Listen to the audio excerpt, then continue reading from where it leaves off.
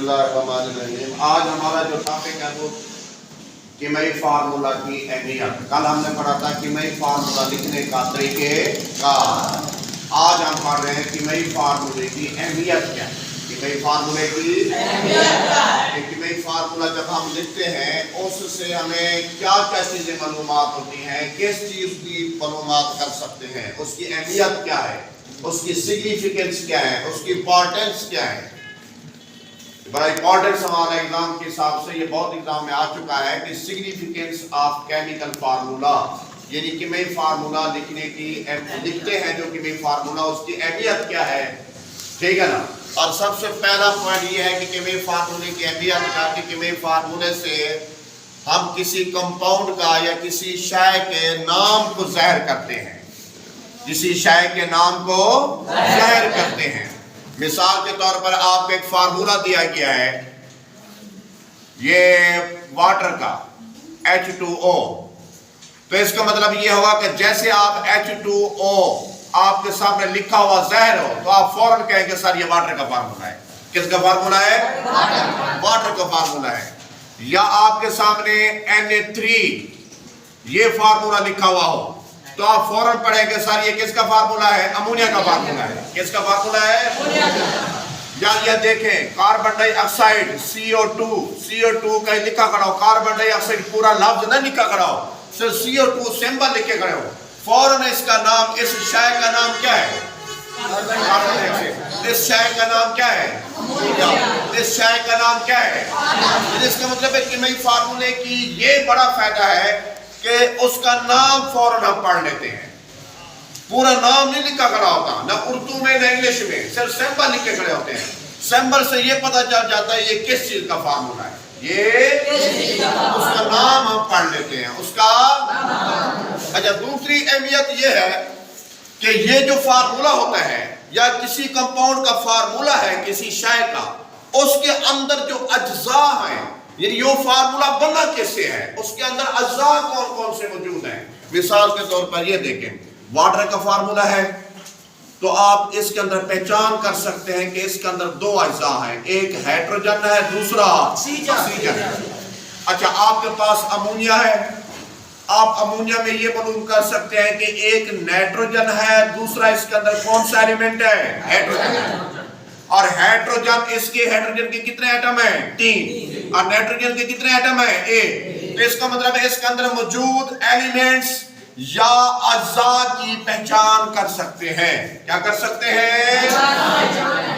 पहले उस फार्मूले का नाम, दूसरे नंबर पे उस फार्मूले में मौजूद क्या अज्जा, यानी उसके अंदर जो एलिमेंट्स हैं वो जिस चीज से बना है उसकी पहचान कर सकते हैं, उसकी पहचान कर सकते हैं। ठीक है, दोबारा बताएं, पहला पॉइंट क्या बताया है? ये किसी शय का नाम। फिर दूसरा पॉइंट है कि उस शय में मौजूद जो एलिमेंट्स हैं उसकी पहचान करना, उसकी क्या करना। तो आपने एक सवाल करता हूँ, कार्बन डाइऑक्साइड के अंदर कौन कौन से अज्जा मौजूद हैं? एक कार्बन, दूसरा ऑक्सीजन। अब आप समझ आइए, नहीं है ये चीज है। अब तीसरा पॉइंट ये है कि ये जो कंपाउंड होता है हमारे पास लिखा हुआ फार्मूला होता है, हम उसका मैस मालूम कर सकते हैं, यानी मास ग्राम में या AMU में। जिसको रिलेटिव एटॉमिक मैस हमने कहा था उसको हमने कन्वर्ट किया था, हम उसको तब्दील कर देते हैं किस में? ग्राम में। यानी उसका मास AMU या ग्राम में मालूम कर सकते हैं कि इसका मास कितना बनता है। मिसाल के तौर पर ये देखें, आपके पास एक फार्मूला है ना, जैसे हम एक मिसाल दे रहे हैं बार बार वाटर की। अब इस वाटर में देखें, आप इसका मास मालूम कर सकते हैं कितना है। आपने कितना मालूम किया था? हाइड्रोजन का, एक हाइड्रोजन का मास क्या होता है? 1। और कितने हाइड्रोजन है? 2 लिखेंगे। और ऑक्सीजन का मास कितना याद कराया था आप लोगों को? 16। और उसके बाद ये 16 और ये 2, इनको जब प्लस करेंगे, जमा करेंगे, ये कितने बनेंगे? 18 AMU बने। अब समझ आया ना? अब हम AMU को گرام میں بھی تبدیل کر سکتے ہیں. میں نے اس دن بتایا تھا کہ ایک AMU میں کتنے گرام ہوتے ہیں وہ بات میں نے سمجھی ہوئی ہے. اب اس کا مطلب ہے AMU کو گرام میں تبدیل کر سکتے ہو, گرام کو بھی AMU میں تبدیل کر سکتے ہو. اسی طرح ایک اور مثال دے رہا ہوں. میرے پاس جیسے فارمولا ہے کاربن ڈائی آکسائڈ ہے. اب کاربن ڈائی آکسائڈ کا ماس اگر معلوم کرنا چاہیں کہ اس کا کتنا ماس بنتا ہے, کاربن کا کتنا ہے بچوں؟ 12. ٹھیک ہے. اور ایک آکسیجن کا کتنا ہوتا ہے؟ 16. تو 2 کا 32. پھر اس کو 32 اور یہ 12 اس کو جمع کریں کتنا بنتا ہے؟ 44. یہ AMU بن جائے گا.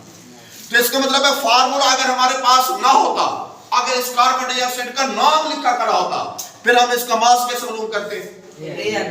پھر اس کا ماس معلوم نہ کر سکتے نا. یعنی کاربن ڈائی آکسائڈ کا فارمولا نہ ہوتا, CO2 نہ ہوتا, صرف نام لکھا کھڑا ہوتا ہے, جیسے اردو میں نام لکھا کھڑا ہوتا ہے کاربن ڈائی آکسائڈ. پھر آپ اس کا مطلب ہے سمبل ہی نہ ہوتے, پھر اس کا ماس معلوم نہ کر سکتے, پھر اس کا ماس معلوم نہ کر سکتے. بات سمجھ آ رہی ہے نا؟ تو اس کا جو تیسرا فائدہ یہ ہو گیا کہ کسی کمپاؤنڈ میں جو کمپوننٹس ہوتے ہیں ان کے ماس کو معلوم کر سکتے ہیں, ان کے ماس کو معلوم کر سکتے ہیں. اب چوتھی بات یہ ہے کہ حقیقت میں جو فارمولا لکھا جاتا ہے, جو فارمولا ہم لکھ رہے ہوتے ہیں, وہ اصل میں یا ایک مالیکیول ہوتا ہے یا وہ فارمولا یونٹ ہوتا ہے, یا مالیکیول ہوتا ہے یا مالیکیول کا لفظ ہم استعمال کرتے ہیں جب وہ ایک جیسے ایٹم ہو یا ان کے اندر کوولنٹ بانڈ موجود ہو. اگر ان کے اندر آئونک بانڈ موجود ہو پھر ہم اس کو فارمولا یونٹ کہتے ہیں. کیا کہتے ہیں؟ کیا کہتے ہیں؟ فارمولا یونٹ کا نام لیا اور مالیکیول کا نام بھی لیا. اگر ان کے بیچ میں درمیان میں بانڈ ہے کوولنٹ تو آپ کہیں گے کہ یہ ہے مالیکیول. اگر بانڈ ہے کیا آئونک تو آپ اسے کیا کہیں گے؟ فارمولا یونٹ کہیں گے. کیا کہیں گے بچوں؟ فارمولا یونٹ کہیں گے. اب دیکھیں ادھر, حقیقت میں یہ کمپاؤنڈ ایک مالیکیول یا فارمولا یونٹ کو کیا کرتا ہے؟ ظاہر کرتا ہے. مثال کے طور پر یہ دیکھیں NaCl ہے, یہ ایک فارمولا یونٹ ہے کیونکہ ان کے درمیان کون سا بانڈ ہے؟ آئونک بانڈ ہے. یا آپ کے پاس واٹر ہے, یہ ایک مالیکیول ہے, یہ کیا ہے؟ یعنی اوورآل جو کمپاؤنڈ ہوتا ہے وہ ایک یا مالیکیول ہوتا ہے یا فارمولا یونٹ ہوتا ہے. اب دیکھو نا, اس کو آپ فارمولا یونٹ کہیں گے, یہ دیکھیں اس کو آپ فارمولا یونٹ کہیں گے اور اس کو آپ کیا کہیں گے؟ مالیکیول کہیں گے. کیا کہیں گے؟ یہ بھی کمپاؤنڈ ہے اور یہ بھی. اس کمپاؤنڈ کو مالیکیول کا نام دے رہے ہیں اور اس کمپاؤنڈ کو کس کا نام دے رہے ہیں؟ یعنی حقیقت میں وہ کمپاؤنڈ یا فارمولا یونٹ ہوتا ہے یا مالیکیول ہوتا ہے. کیا یہ پوائنٹ سمجھ آیا ہے؟ حقیقت میں جو ہم ایک مساوات لکھتے ہیں نا, اس کے اندر جو کمپاؤنڈ ہوتے ہیں یا اس کمپاؤنڈ کو مالیکیول کا نام دیتے ہیں یا پھر توجہ سن لو, فارمولا یونٹ کا نام کب دو گے؟ جب آئونک بانڈ ہوگا. اور مالیکیول کا نام کب دو گے؟ جب ان کے بیچ میں کون سا بانڈ ہو؟ کوولنٹ بانڈ. اب آپ سمجھ آئیے نا. اس کے بعد ایک آخری پوائنٹ ہے, جب ہم کسی مساوات کو متوازن کر لیتے ہیں, مثلا یہ دیکھیں یہ فارمولا ہے H2O, آگے اس کو کر لیتے ہیں متوازن, یعنی کہ برابر کر لیتے ہیں ایٹم. یہاں اگر میں 2 لگا لوں, ہائیڈروجن کے ایٹم 4 ہو جائیں گے, یا 2 لگانا پڑے گا. یہ مساوات دیکھیں کیا ہو گئی؟ برابر ہے. یہ ایٹم ہائیڈروجن کے 4 ہیں, ادھر بھی 4 ہیں, ادھر بھی آکسیجن کے 2 ہیں اور ادھر بھی آکسیجن کے کتنے ہیں؟ 2. اب یہ ہے متوازن مساوات. بچوں کون سی مساوات؟ ایک بات سمجھا دوں, اس متوازن مساوات کے شروع میں جو عددی سر ہوتا ہے جس کو کوفیشنٹ کہتے ہیں, کیا کہتے ہیں؟ وہ جو عددی سر ہوتا ہے نا وہ اصل میں مول ہوتا ہے. کیا ہوتا ہے؟ مول. اب اس کا مطلب ہے یہ جو مالیکیول ہے اس کے کتنے مول استعمال ہو رہے ہیں؟ 2.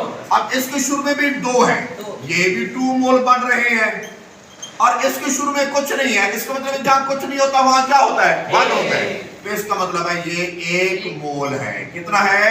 1 مول. تو اگر مساوات کوئی متوازن ہو تو اس کے شروع میں جو نمبر ہوتا ہے نا, آگے مول کے بارے میں ٹاپک آپ کو سمجھاؤں گا تفصیل سے, جو شروع میں نمبر ہوتا ہے نا وہ مول ہوتا ہے. کیا کہلاتا ہے؟ مول. اب اس مساوات میں واٹر کی کتنے مول ہیں؟ 2. اب ہائیڈروجن کے 2 اور آکسیجن کا 1 مول. بات سمجھ آ گئی نا؟ اب ایک اور مساوات میں لکھتا ہوں, یہ دیکھو, یہ میرے پاس ہے کاربن प्लस ऑक्सीजन, ये बन गया CO2, ये मसावत मतवाजन है, इसको मतवाजन करने की जरूरत नहीं है। अब ये भी ये कितने मोल है, काम कुछ नहीं होता है, कितने मोल होता है, ये 1 मोल है, और ऑक्सीजन कितने मोल है, 1 मोल है, कितने बच्चों, 1 मोल है, और आगे जो कार्बन डाइऑक्साइड बन रही है वो भी कितने मोल है, 1 मोल है। इसका मतलब ये हुआ कि कीमियाई फार्मूले की अहमियत का ये पता चलता है, किसी मसावत में अगर वो मतवाजन हो तो उसके मोल मालूम कर सकते हैं। क्या मालूम कर सकते हैं, मोल मालूम कर सकते हैं। क्या मालूम कर सकते हैं, मोल मालूम कर सकते हैं।